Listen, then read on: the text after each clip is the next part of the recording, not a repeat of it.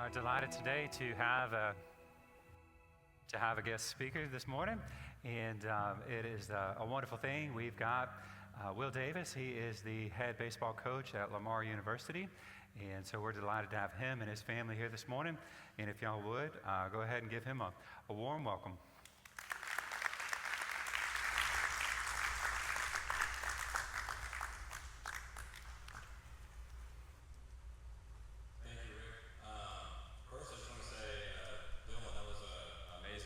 Story. It's kind of hard to imagine not believing in God when you hear stories like that. Tu historia es espectacular. God is bueno.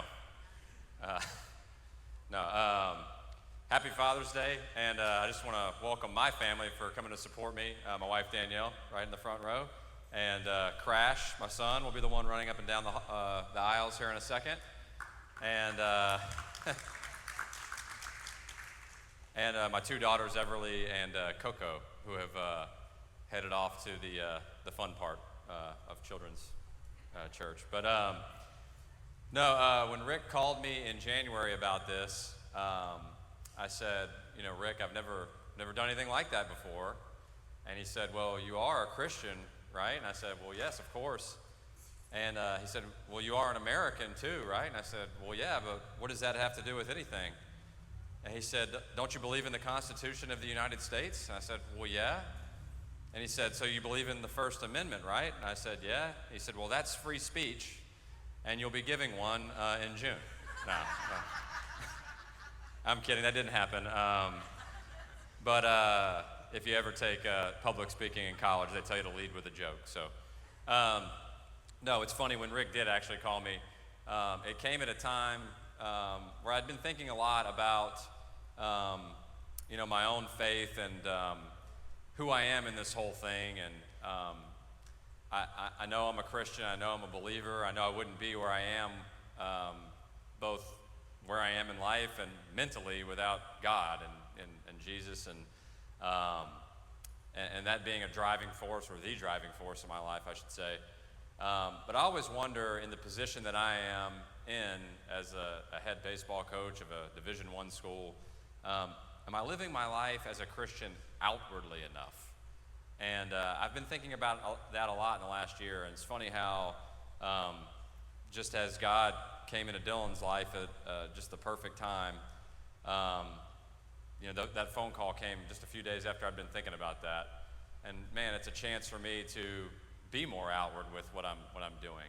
I feel like the players know that I'm a believer and we pray and all that stuff, but am I doing enough to let the world know that that's what's the driving force in my life? And so I might bomb here twice in the next 2 hours, but I think it came at the right time that Rick called me. So on this Father's Day, I've been thinking a lot about men and leaders, of which I happen to be both. And I've been thinking about what the Bible wants us to be as a leader and as a man. And I just want to read something real quick from Proverbs 29:2. It says, when the righteous are in authority, the people rejoice, but when the wicked beareth rule, the people mourn. It got me thinking a lot that when God puts you in a leadership position, you have a responsibility to lead righteously. And the job I'm in, the lines can get blurred. There's a lot of pressure to win. We all know in high-level competition, whether it be college or pro sports or maybe even high school sports, if you don't win, what happens? You get fired, right? That's just a common thing. If a guy has a bad season, people wonder, is he on the hot seat? I don't think people wonder about that in any other job, not many other jobs. If the waitress does a poor job, I don't sit around thinking, I bet she's going to get fired today because she's a lousy waitress. But when you have a public outward job, that's something that comes with it. And so having God as that driving force and making sure that you never lose sight of that has been an important thing for me in my walk. And the trials and tribulations that you go through, although they might not feel like the trials and tribulations of many people, can still make you lose your way, you know. And when I first got to Lamar, we weren't very good. And we won 18 games one year, and it felt like 8 or 3. I don't know. It was a really, really rough year. And coming from LSU, where we had won the national championship and been to the College World Series 4 times in my time, it just wore on me. And I had chances to turn negative, to blame the players, but through the love of my wife and my faith in God, I constantly looked in the mirror and told myself, you know, don't ever lose your way in this. If you get fired, it's not the end of the world, but the worst thing you can do is let this dominate you in a sinful way to where you turn on the players, you know, you start, you know, being a negative person. And so for me, I just have always kind of lived by the mantra that I can't play all of the players, but I can certainly try to do right by all of them. And if I take that approach and that we're all in it together and I do it from a loving, caring way, I know we have to win, but it doesn't mean that I can't try my best to make sure that every player on that roster that comes into our program doesn't have a good experience. And so, you know, that's the way I've lived by, and it's funny how when you work hard and you keep the faith, things turn. And we've been blessed over the last several years to be one of the best programs in Texas. We won the Southland Conference in 2024 for the first time in 20 years. We've won 40 games the last 2 years in a row. And even with that comes different challenges.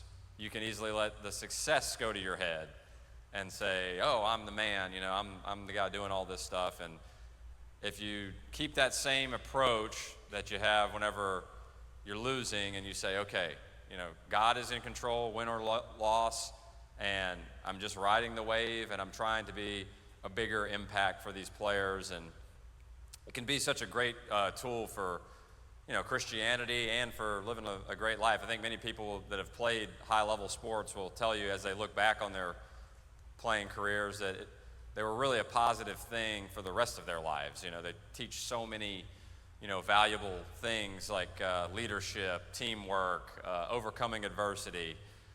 All those things are great, but if they're not viewed from the lens of why they're great, you know, then I don't think that it's a total win. And so trying to reflect my, you know, Christian views and letting the guys know that God is good and God is in control has been something that I've really tried to focus on here in the last few years and letting that be a little bit more outward. I've been thinking a lot about this, you know, when I was 23, 22, coming out of college, I had a group of friends and, you know, everyone's always positive and upbeat, you know. You start out idealistic and in this world, at least I think so, most people do. And then things happen, you know, things happen in our life that are unavoidable. Loss, we deal with that. We deal with job loss, you know, careers don't go exactly the way we want.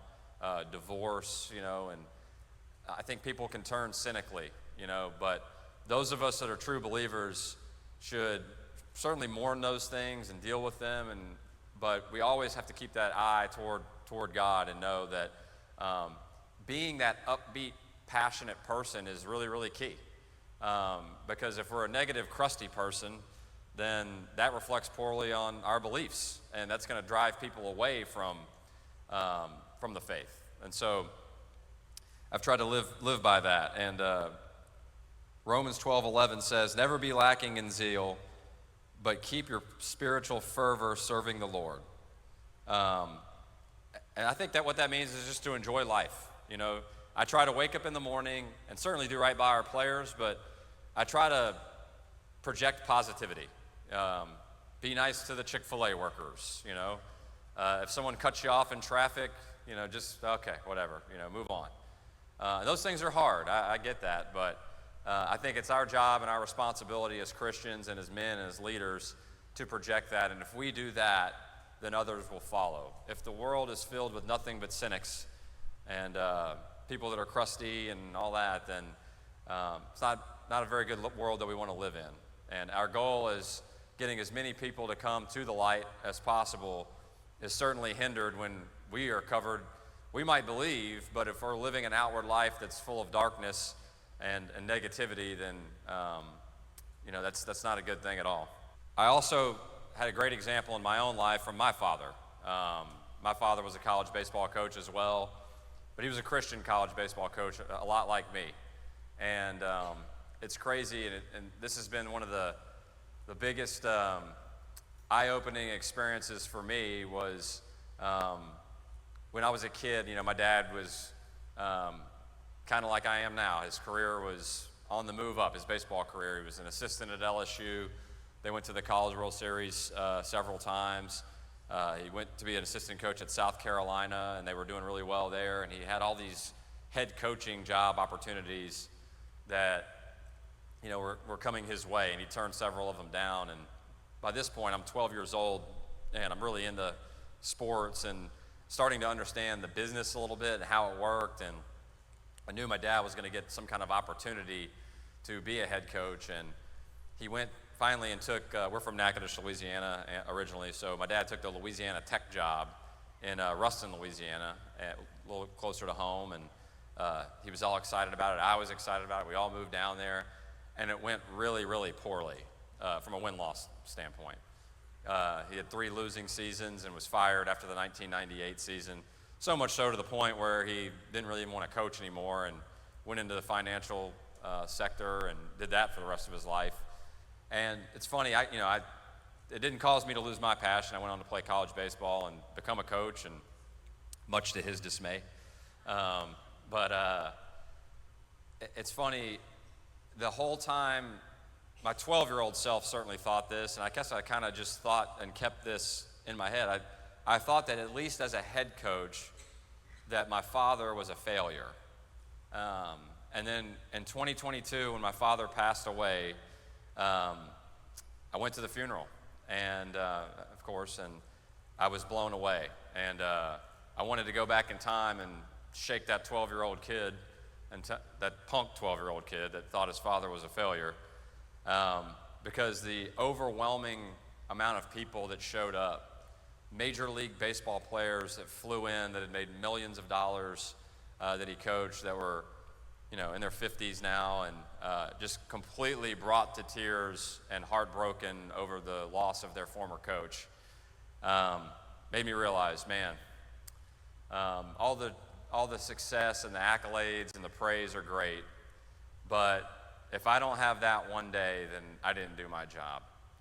And it was really an emotional thing for me to see, and an eye-opening thing for me to see, really at an important time in my career when it was just taking off, that all this praise and the winning and all that stuff is great, but if you can make a difference like that, even when you're not a winning coach, then you've really done something special.